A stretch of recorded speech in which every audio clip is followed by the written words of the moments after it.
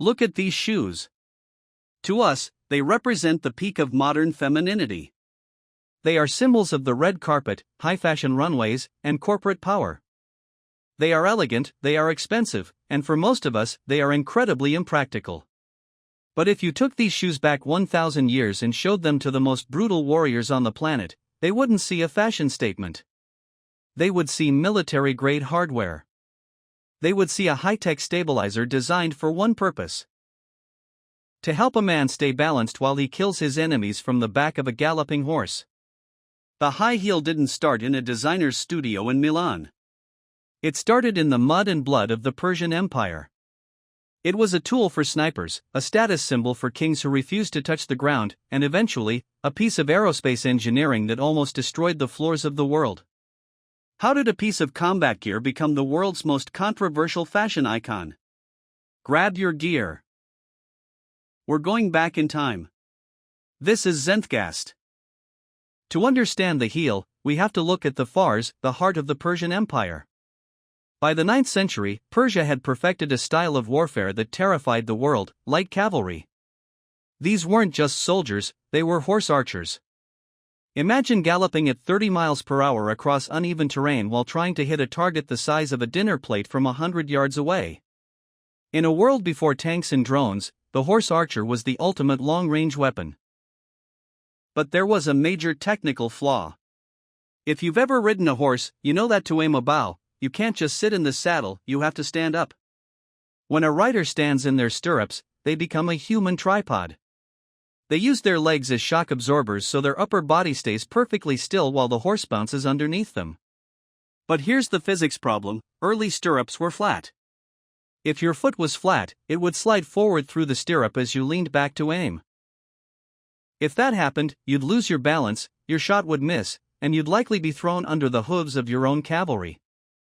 The solution was a stroke of engineering genius: they added a rigid, 1-inch block to the back of the boot. A heel. This wasn't about style, it was about clipping in, much like a modern mountain biker or a professional cyclist. The heel locked the foot in place, allowing the archer to lean at extreme angles. This allowed them to perform the move that made them famous, the Parthian Shot.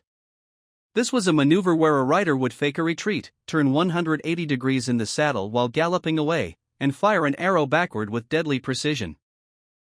Without that little piece of leather on their heel, the Persian Empire's most famous military tactic would have been physically impossible. For centuries, the high heel was the special ops gear of the Eastern world, a secret kept behind the borders of the Safavid Empire. So, how did this specialized military tool end up on the feet of French kings and, eventually, in your closet? It took a global diplomatic crisis and a king who was obsessed with his own height. As the 16th century came to a close, a Persian Shah decided it was time to share his culture and his shoes with the West. And Europe was about to catch heel fever. For centuries, this military innovation remained largely confined to the East. But as the 16th century drew to a close, political tensions forced a cultural exchange. In 1599, the Persian Shah, Abbas the Great, sought allies against the mighty Ottoman Empire. He dispatched a grand diplomatic mission, led by a savvy Armenian envoy named Anthony Shirley, across thousands of miles to the royal courts of Russia, Germany, and Spain. Imagine the scene. These Persian diplomats, arriving in Moscow or Prague, would have looked like visitors from another planet. Draped in vibrant silks and intricate patterns, they contrasted sharply with the somber wools and furs of European nobility. But more than their clothes, it was their shoes that caught everyone's eye. These Persian horsemen wore sturdy, often richly decorated, boots with a distinct heel, a feature almost entirely absent from European footwear. In an instant, the heel went from a functional piece of cavalry gear to an object of pure fascination. But why did the Europeans adopt it so quickly? The answer is simple: status and the disgusting reality of 17th century streets. Europe at the time was literally a cesspool. The streets of London and Paris were a horrifying mix of mud, human waste, and animal refuse. If you were poor, you walked in it. If you were rich, you rode a horse or were carried in a sedan chair. The heel, for the European elite, became a clear, undeniable visual signal: I am so wealthy, I never have to touch the ground.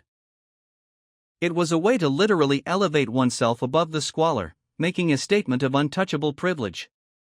It said, "My feet are too precious for your peasant muck." And no one leveraged this better than King Louis XIV of France. The Sun King was not a tall man, standing at just 5 feet 4 inches. He understood the power of visual dominance better than anyone. He took the Persian heel and transformed it into a weapon of absolute social hierarchy. Louis famously commissioned shoes with heels up to 4 inches high, often dyed a brilliant scarlet. But here's the crucial detail: he made it illegal for anyone else in France to wear red heels unless he personally granted them permission. It was the ultimate exclusive access pass. In the court of Versailles, your status wasn't just measured by your title or your wealth, but quite literally by the height and the color of your shoes. This period, the mid-1600s, solidified the heel as a symbol of aristocratic power and privilege, forever linking elevation with status in the Western imagination. So, how did we get from Louis XIV's red-heeled boots to the modern stiletto? It started with a rebellion. In the mid-1600s, women began to adopt masculine fashion trends as a way to subvert gender norms and project power. They started smoking pipes, wearing military-style hats, and, you guessed it, wearing heels. At first, this was seen as scandalous, a theft of male authority. But then, the Enlightenment happened. By the late 1700s, men decided that reason and logic were more important than silk and lace. This period is known by historians as the Great Male Renunciation. Men collectively decided to dress like bank tellers and farmers, abandoning the heel entirely because it was irrational. By 1810, if you were wearing a heel, you were almost certainly a woman. The shoe hadn't changed, but its meaning had flipped 180 degrees. But the heel we know today, that thin, needle-like spike, didn't actually exist until 1954. Before then, heels were made of wood or leather. If you made them too thin, they would simply snap under a human's weight. The modern stiletto wasn't invented by a fashion designer alone, it was a feat of aerospace engineering. After World War II, the world was obsessed with new materials: extruded steel, aluminum, and plastic resins. Roger Vivier, a French designer, realized that if steel could hold up the wings of a fighter jet, it could hold up a person. He placed a solid steel rod inside a plastic mold, creating a heel that was impossibly thin but stronger than a brick.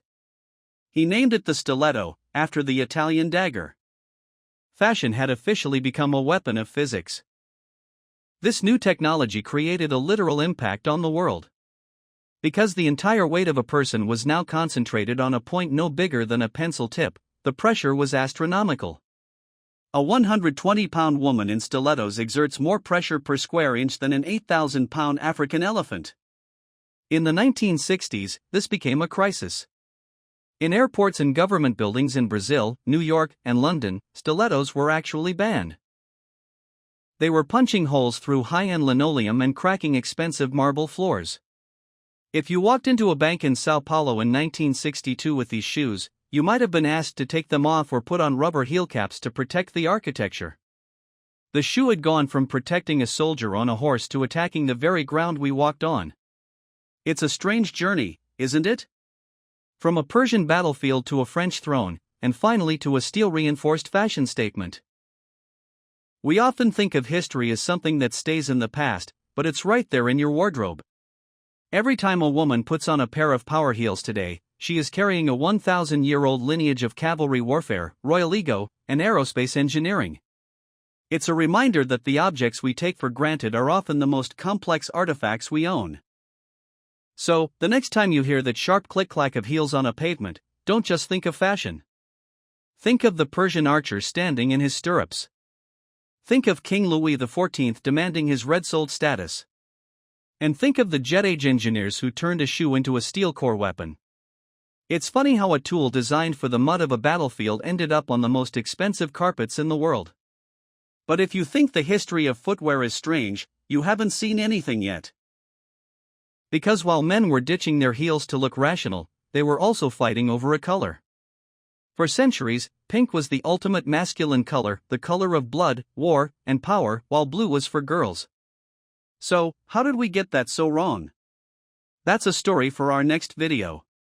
If you learned something new today, hit that subscribe button and join the Zenthgast community. We're digging up the why behind the things you use every day. And I want to hear from you in the comments. What's the most uncomfortable piece of history you're currently wearing? Let's talk about it down below.